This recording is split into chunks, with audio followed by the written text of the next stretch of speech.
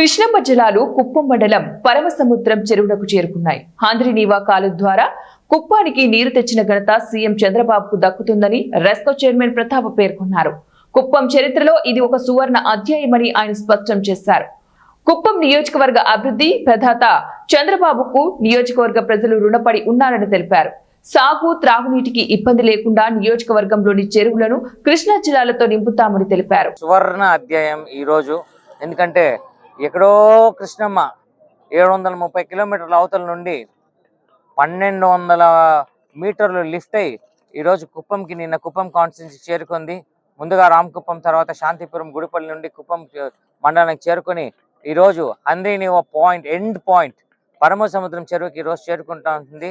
ఈరోజు మీరు చూస్తే 3 రోజులుగా కుప్పం కాన్స్టిట్యున్సీలో కోలాహలం జరుగుతుంది. పండగంటే పండగ, ఎవరిని ఎవరు పిలవట్లేదు, ఎవరిని ఇంటి దగ్గరికి పోయి పిలవట్లేదు, కానీ వాళ్ళు ఊర్లే వచ్చి ఆ కాలువల దగ్గర నుంచొని ఆ కృష్ణమ్మకి కన్నీళ్లు కార్చుకుంటూ, ఆనంద బాష్పాలు కార్చుకుంటూ అందరూ స్వాగతం పలుకుతున్నారు.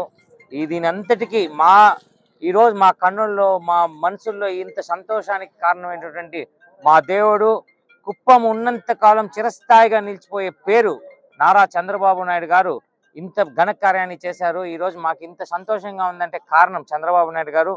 ఆ కృష్ణమ్మ బిరబిరబిరాని కుప్పంకి వస్తూ ఉంది. ఇక్కడ నుండి చూసుకుంటే ఇప్పుడు ఇంకొక 1/2 కిలోమీటర్లో ఉంది. మేబీ ఇంకో 1 అవర్లో ఇక్కడికి రీచ్ అవుతుంది.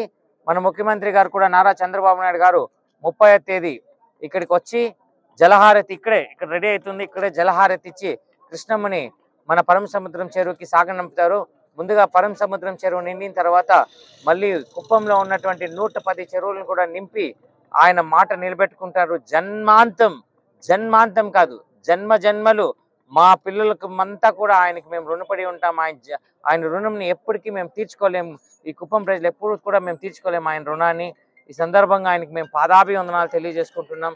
అందరికీ, కుప్పం ప్రజలకు అందరికీ మేము కోరుకునేది ఒకటే, అందరూ ఒక్కసారి నిద్రపోయేటప్పుడు మీకు ఆయన సీఎం అయినప్పుడు కూడా ఇంత ఆనందపడలేదు.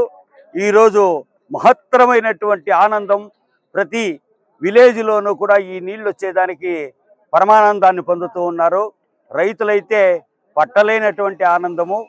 ఇప్పుడు ఇంకొక 1/2 అవర్లో ఇక్కడ మా వరమనూరు దగ్గర వస్తూ ఉంది నీరు. పరమసముద్రం చెరువుకు వచ్చింది, చేరుకుంటుంది. ఇక్కడ చాలా మంది ప్రజలు దానికోసం ఎదురు చూస్తూ ఉన్నారు. మా కుప్పం ప్రజలు ఎంతో రుణపడి ఉన్నారు మా చంద్రబాబు నాయుడికి. ఎక్కడో ఉండేటువంటి పాతాళ గంగ, శ్రీశైలం దగ్గర పాతాళ గంగలో కృష్ణానది పుడుతుంది. ఆ కృష్ణానది ఎంత లోతులో ఉందంటే 1800 అడుగుల లోతులో ఉంది. అక్కడి నుండి ఇక్కడికి తీసుకురావడం అనేది మహత్తరమైనటువంటి కార్యక్రమం. అలనాడు భగీరథుడు దివి నుండి భూమికి గంగను తీసుకొచ్చాడు. ఈ భగీరథుడు మా చంద్రబాబు నాయుడు పాతాళము నుండి